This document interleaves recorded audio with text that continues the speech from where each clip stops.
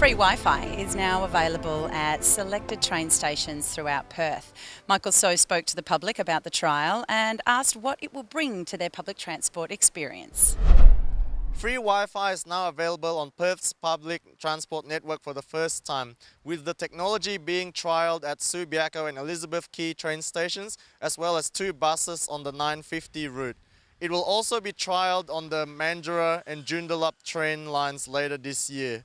Commuters are encouraged to go to the Transperth website to provide their feedback about their experiences, while I'm asking people's opinions about it right now.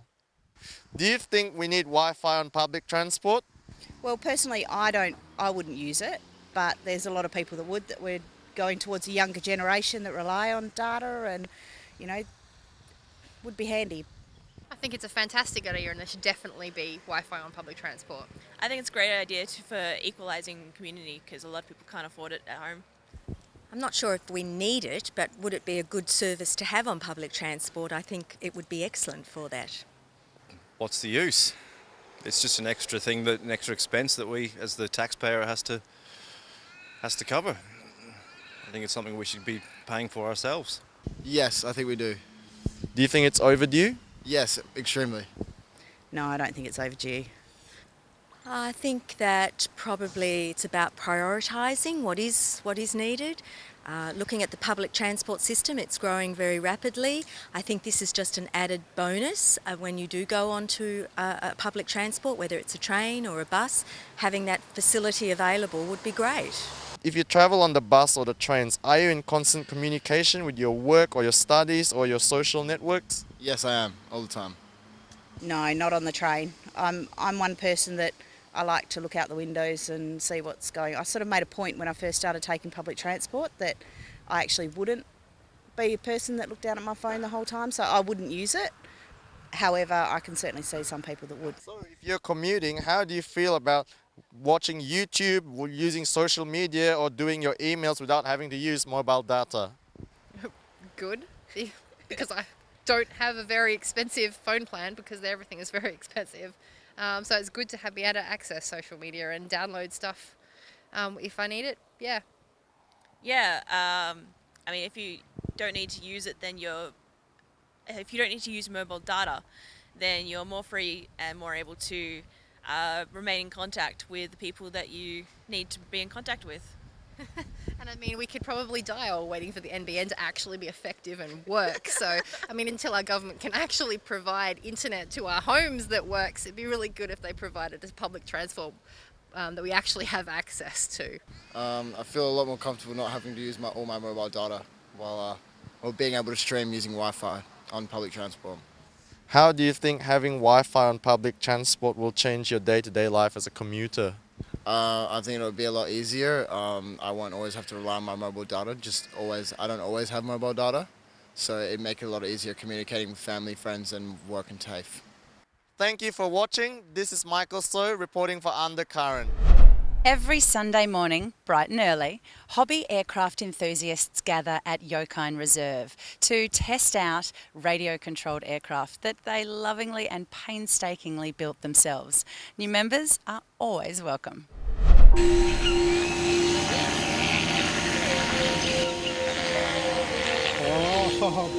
My name is Ingo Gerken. I'm the Club Secretary of WA Radio Soarers.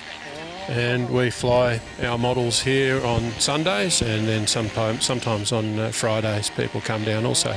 We fly radio-controlled model aeroplanes, helicopters, basically anything that you can fly with a radio control. We're limited here to electric aeroplanes due to noise issues with glow motors and that sort of stuff. Yep, in front of you here now we've got a selection of medium sized model aeroplanes that we can fly here at the field. As I said, all of them are battery powered. This aircraft here is a fun bat, basically gluing together sticks and core flute mounting an engine on it. That's one of the aircraft we use when we tie streamers on the back and try to cut up streamers of each other's aircraft. This model here with the yellow wing is called a Skyhawk, combination of a glider and a model that you can do quite a bit of aerobatics with. This model here is it's called a Focus, and one of the club members bought the kit and then modified it to have 2 wings, so it's been turned turned into a biplane. That makes the aircraft more manoeuvrable.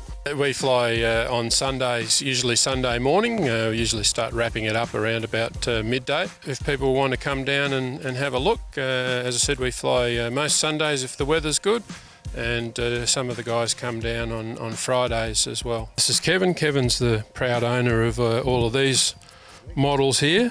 Well, all this little ensemble here, all that I can fit in my car for the day. Family holiday to England, and my uncle, who flies RC planes over there, took me along to his field. I sort of got the bug, and then talking to a neighbour who's a fellow member here, and he told me about flying here, so came down, had a look, bought an aeroplane, and now I've got 50 of them. Then my later planes, I've been buying these more composite planes with the Mustang and the P40 and a couple of jets that I've just sort of getting the hang of flying. I've got a few gliders, pretty much got it all covered of the different types, biplanes, warbirds, over the wing, Cessna type planes. So yeah, pretty much a full collection.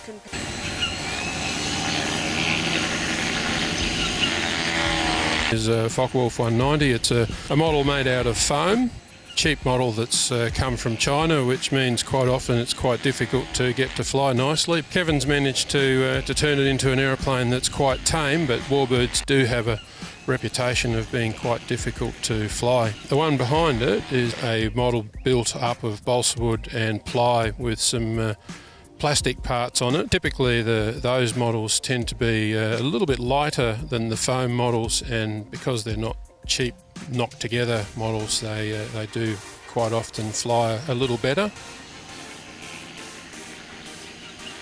Here we have one of today's experiments. It's called a Stinger 64, and as you can tell, the nose is not terribly pleasing shape, so that had its first flight this morning, which didn't end well. That's one of the things with flying model aeroplanes. I always say that if you want to learn to fly, you have to learn to crash. If you get too upset when you destroy or damage one of these models, it's not the hobby for you. So that one will be going home and getting a bit of treatment from Kevin to try and get it back to its original shape.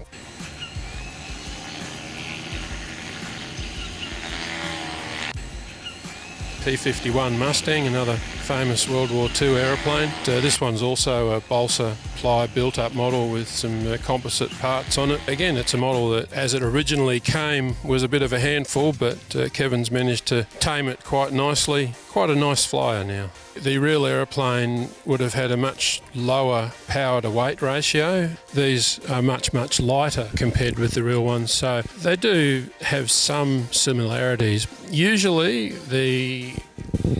a lot of them you need to slightly increase the control surfaces in proportion to true scale. The club membership at the moment is in the mid-20. If it's bad weather, nobody will be here. If it's not so good, you might get half a dozen, and on a really good day like today, you might even get up to 20 occasionally. Well, if they've got the interest, then we're happy to show them around the planes. The club's actually got some trainer planes that we can hook up with the double radios and give them their first experience at flying a plane.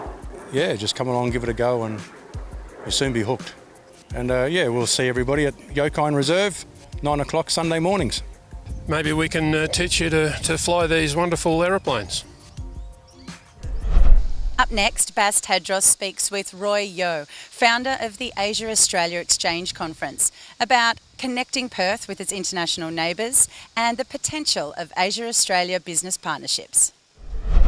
In an ever-changing world, both in business and economy, it's important that leaders take charge and be proactive in creating the kind of business and the kind of economy that they want to survive in.